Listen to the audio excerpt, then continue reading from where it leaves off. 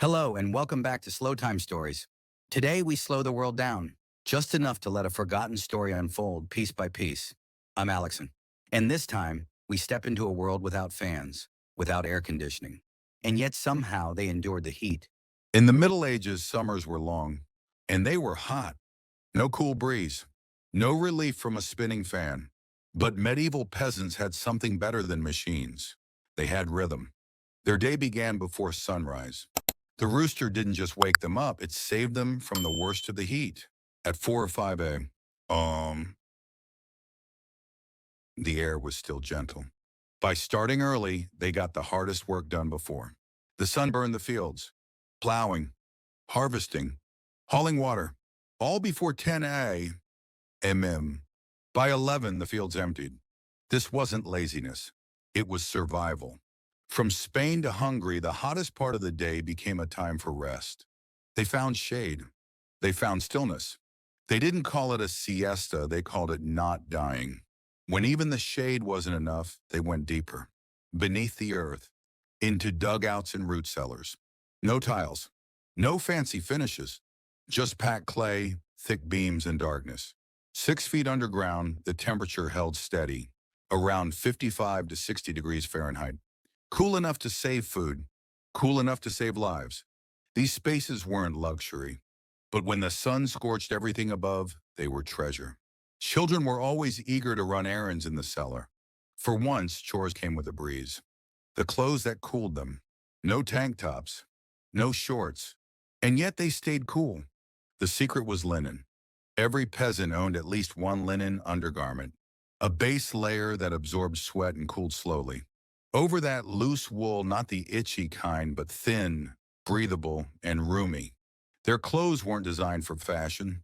They were designed for airflow, to cover but not trap, to shield but still breathe.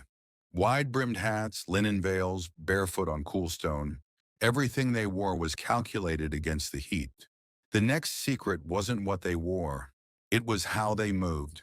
During the hottest hours, they slowed everything down. Fast movement means heat, so they walked slowly, sat on stone floors, rested against cool dirt.